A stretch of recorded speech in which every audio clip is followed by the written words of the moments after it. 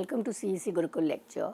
In continuation with the series on religion and society, in today's lecture we are going to discuss Robert Hurt's article, The Pre-eminence of Right Hand, a study in religious polarity.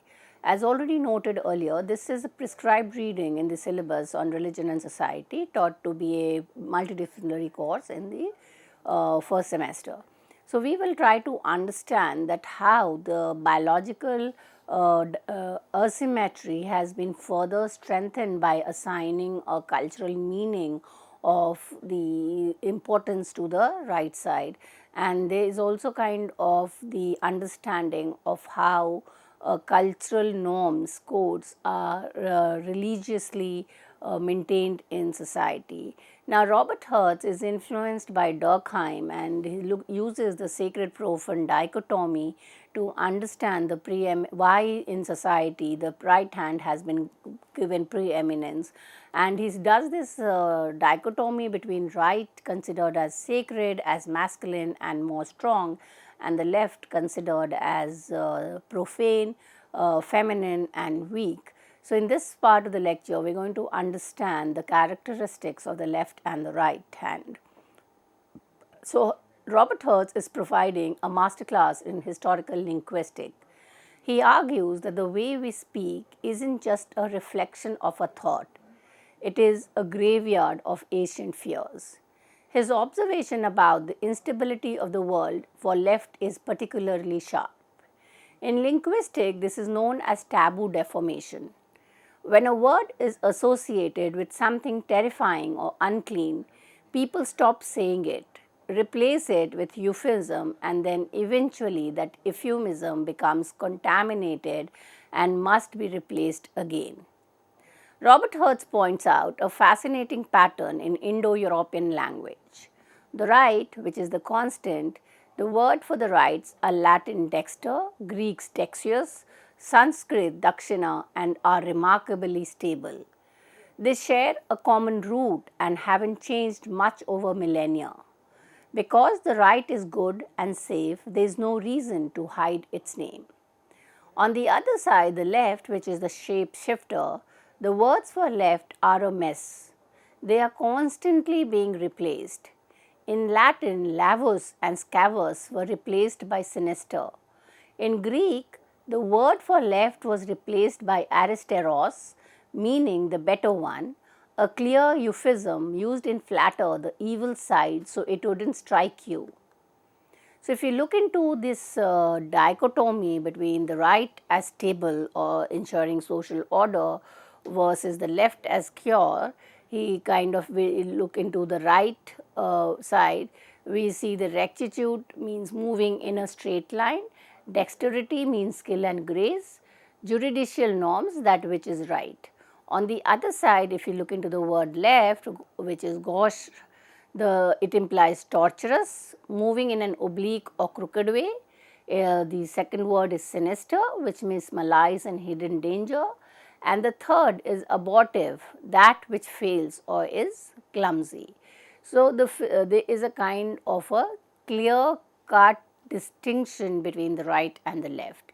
Now, then he moves to the understanding of physicality as derivative and argues that in the primitive mind, physical strength or weakness is just a symptom of a deeper mystical state. If you are successful, it is because you are right, aligned with sacred power. If you fail, it is because you are left, entangled with profane and the impure. Physical strength or weakness here is only a particular and derivative aspect of a much more vague and fundamental quality. Robert Hurt asserts that the two sides of a body were simply the stage where that drama was played out. And to explain this duality between the right and the left, especially with understanding religious polarity, he is illustrating here how abstract, sacred and profane dichotomy manifest as a literal struggle between life and death. And for this illustration, he is using the example from the Maori tribe. By using the Maori as a primary example, he shows that the right side isn't just preferred, It is the literal portal through which vitality enters the body, while the left is the breach where decay seeps in. In the Maori worldview and many others, the body is not a closed system, it is a porous vessel constantly interacting with the spiritual forces. The right, the solar, and the vital is the side of life because it is aligned with growth, the rising sun, and the gods. To act with the right is to align oneself with the creative pulse of the universe. Whereas the left, which is considered as the mortal or the shadow, is the side of the death. Robert Hertz points out that the left isn't just empty, it has disturbing and suspects power. It is the side of the corpse, the setting sun, and the destructive spirits. So while the right represents life, the left represents death. So here he offers a fascinating secular mystery solved by sacred logic. Why do we wear wedding or decorative rings on the left hand? According to the modern view, it is a romantic tradition or a convenient spot for jewelry. For Robert Hertz, it is an amulet because the left side is defenseless and the portal for death and misery. It requires a spiritual seal to protect the wearer. The ring acts as a barrier to keep temptations and other bad things from us. We don't decorate the left hand because it is beautiful. We arm it because it is vulnerable to the demonic. The belief that the left side is the side of the death turns the body into a biological map for the future. Robert Hertz mentions the convulsive tremor during sleep, and this he kind of explains by looking into the divination or the body as an antenna. Here he tells us when we look into the physical location of the sign, which is the left side and the left side, and then we look into the spiritual diagnosis and expected outcome. On the right side, the spiritual diagnosis is seized by beneficent spirit, life force, and the expected outcome is good fortune and longevity. When we look into the physical location in the left side, then it is seized by a malicious spirit or shadow, and the outcome is ill fortunate sickness or death. So, Robert Hertz touches on the complexity of omens. When an animal appears, the interpretation deepens on the geometry of the encounter. If a bird flies to your left, it is a bad omen for you. However, the bird is showing you its right side.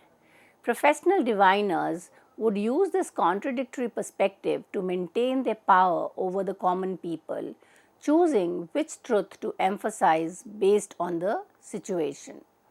Robert Hertz observes that our hands act as pointers to different dimensions of existence. The right hand reaches towards the celestial and the upper world. In Christian iconography, Christ's right hand is raised towards the elect, while the left points downward toward the gaping jaws of the hell. Across many cultures, the body is a compass. Because the sun rises in the east, the source of light and life, the right side is frequently associated with the east or the south, the sunny side.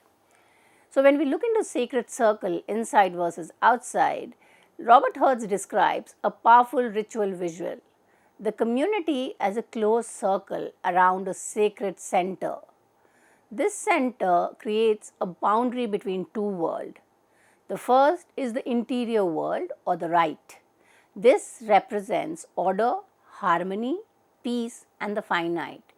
It is a space protected by the God. The other side is the exterior side or the left side. This represents the vast night, lawlessness, chaotic, and infinite. It is the source of impure germs and hostility. The most striking evidence of this is the circumambulation, walking in a circle. In Indo-European and many other traditions, worshippers move such that the right shoulder is always towards the altar. By keeping the right side towards the center, the worshipper stays in contact with the radiant power. The left side is turned outward, acting as a shield against the chaotic force of the outside night. To turn one's left side towards the altar would be an act of profound disrespect or spiritual danger, a clashing of the profane with the sacred. And therefore, he creates a kind of a directory or a map to help us to understand the circumambulation on the moral geography. He argues that the right and the left are not just directions, they are state of beings. So, if we look into the attributes are cosmic realm, the light, the state and social. The right side or the internal side, and then we have the left which represents the outside. So, if we look into the cosmic realm, the right side is the sky and the upper world, the left represents the earth and the underworld. If we look into the second attribute, which is light, it is radiant and day, the left represents dark and night. Then the state of it that the right side represent is finite and assured peace. The left side assures a state of infinite and perpetual menace. The fourth attribute is social.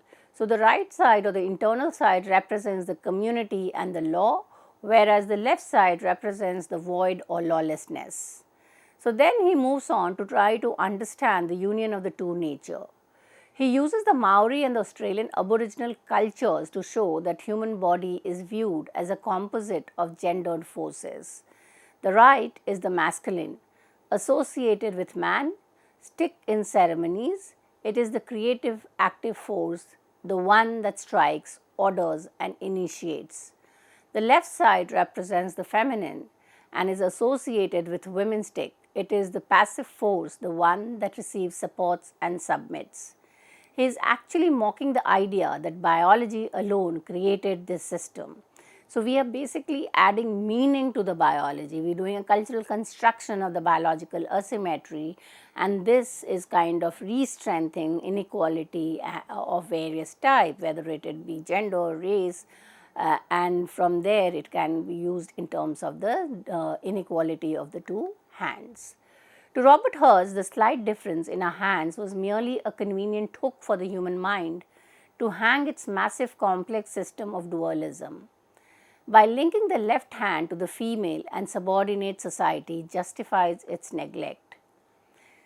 Just as historical society methodically eliminated the emergency of women, they methodically thwarted the left hand. Both were seen as naturally inferior, ignoring the fact that their weakness was actually a result of social servitude. Next, he talks about the functions of the two hands. Robert Hertz's argument reaches its peak. He is claiming that there is no such thing as purely utilitarian action.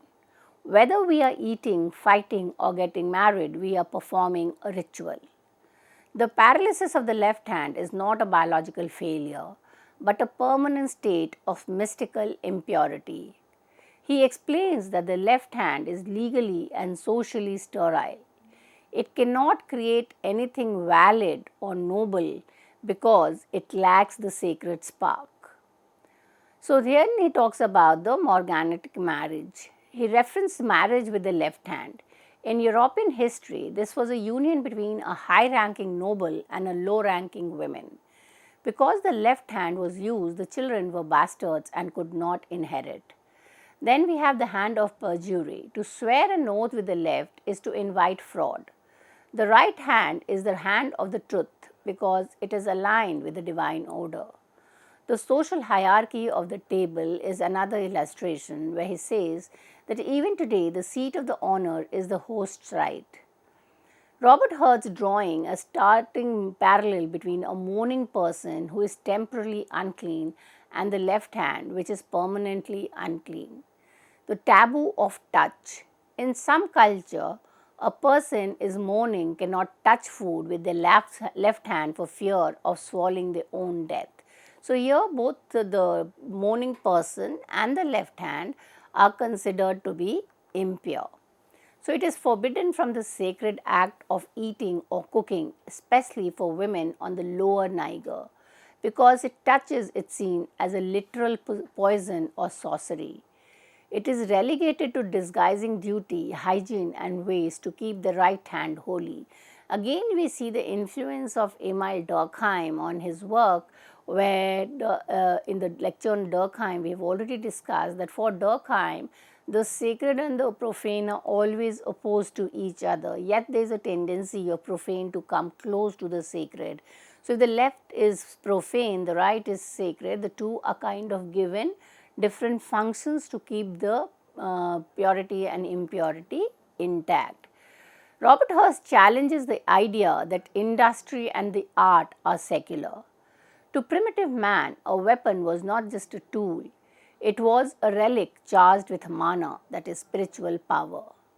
The weapon is so sacred that giving it to the left hand would be monstrous sacrilege. It would be like letting a profane influence into a holy camp.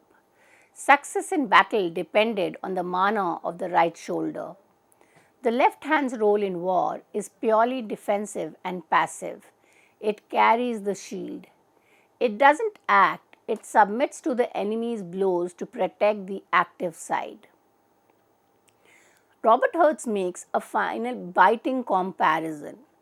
Giving a sword to the left hand is as dangerous to a tribe as allowing a woman into a warrior's camp. In the ancient mind, both represent a leak of profane energy into a sacred space, which inevitably leads to defeat and death. So, here the women is considered as profane, and similarly, giving the weapon in the left hand is kind of considered as metaphorically equal. In simple word, both the profane are not supposed to enter the sacred because it will then have negative consequences. Robert Hertz is talking about the evolution of the shield hand. He admits that the social values can shift the flavors of the hand. If a culture values defense over conquest, the passive left hand might gain a new kind of respect. And he gives the example of the Juni. In Juni mythology, the left side is the elder brother, is the wise and the reflective, while the right, which is the younger, is impetuous and impulsive. So, what is the shift? The shift there is a kind of change in the cultural meaning assigned to the left and the right. And here the shift is that it shows that while the polarity remains, they are still different. The valuation can change. However, Hertz insists that this is secondary development. The primary fact remains they are two different gods that must not be confused. The Maori weaving ritual serves as Hertz's smoking gun for how industry is born from religion. So, there are two posts.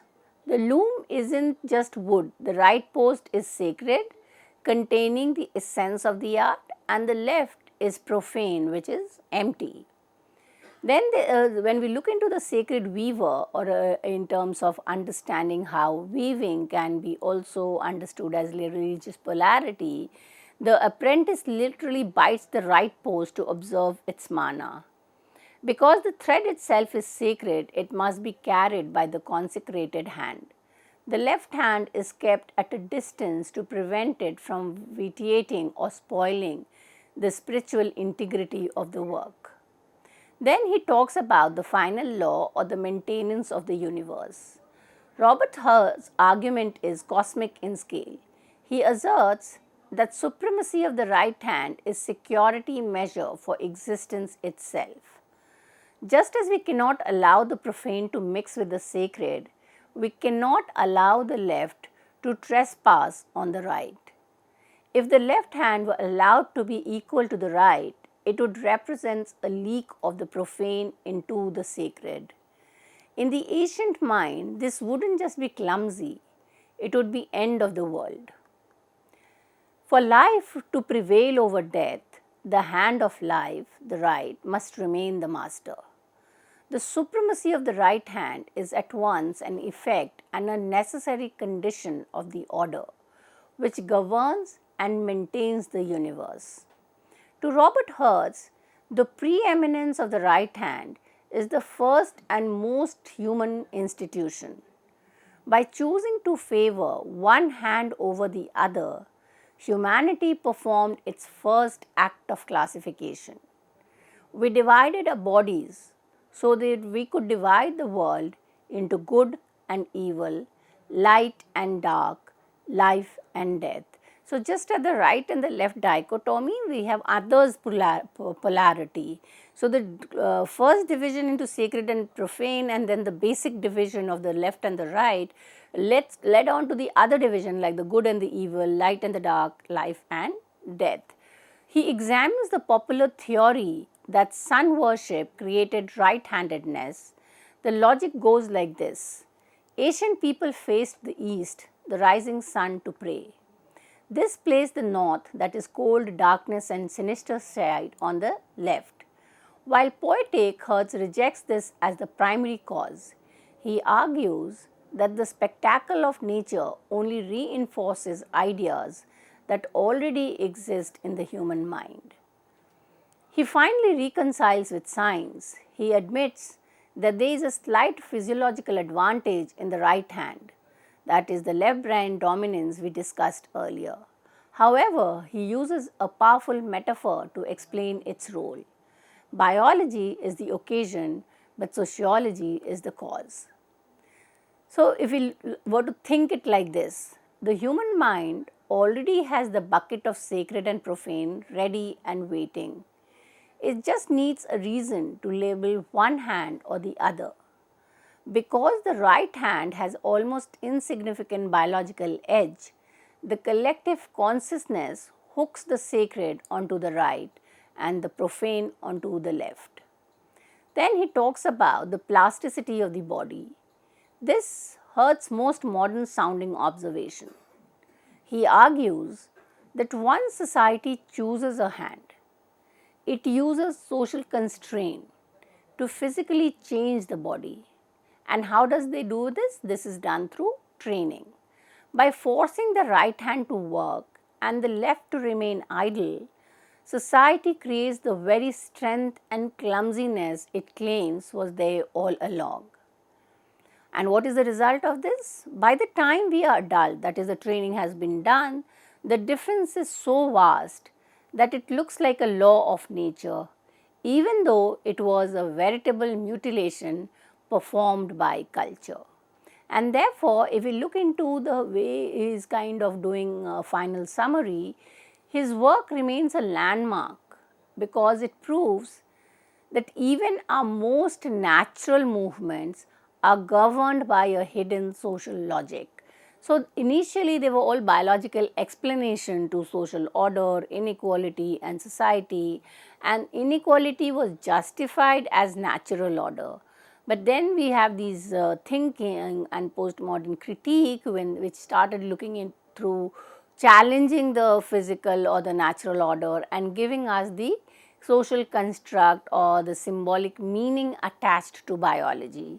So, here if we look into the comparison between the biological fact and the social ideal, we see the left brain dominance, and the social ideal is absolute right handed monopoly. Then the biological fact was the potential for ambidexterity, because if it was less dominant and the training was given to the left hand itself, then the person would become ambidextrous, but the reverse was done. More if it was weak, it was left to be weak, and that which was dominant was further strengthened. So, the outcome was that the social idea was that it led to systematic paralysis of the left hand. And then if we look into the biological fact, it was a functional tool, and the social ideal was a moral and religious symbol. So, if we look into how this dexterity or religious polarity had been explained, he is not kind of limiting it to the understanding of the physiology of the left and the right.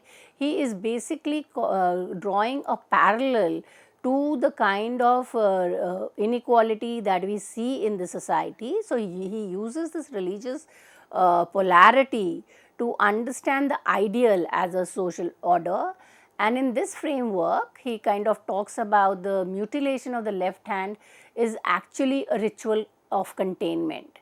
By forcing the left hand to be weak, stiff and incapable of independent action, Society ensures that the left hand is too common and weak to ever contaminate the right side. When you view it in this way, the repression of left handedness isn't about physical efficiency at all. It is about social boundary maintenance.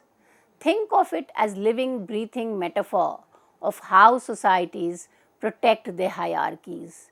The right hand is the aristocracy, the clergy, the high status roles. The left hand is the common people, the laboring class, the profane mass.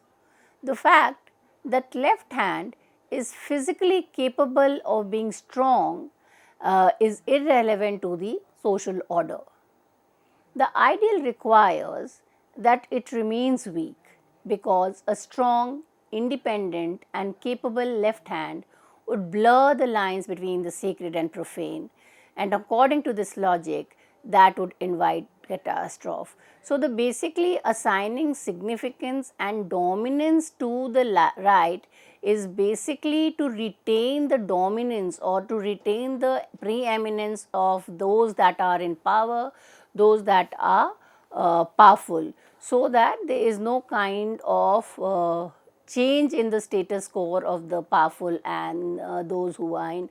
So, if we read this article by Robert Hertz, we see how by looking into the physical asymmetry between the right hand and the left hand, he is enabling us to understand the way in which the social construction of inequality is there in society, and it has a religious explanation as well. So, for reference, we are supposed to read the reading by Robert Hertz, published in 1973, republished in 1909. This is this article, The Pre-eminence of the Right Hand, and it is published in Right and Left, Essays on Dual Symbolic Classification.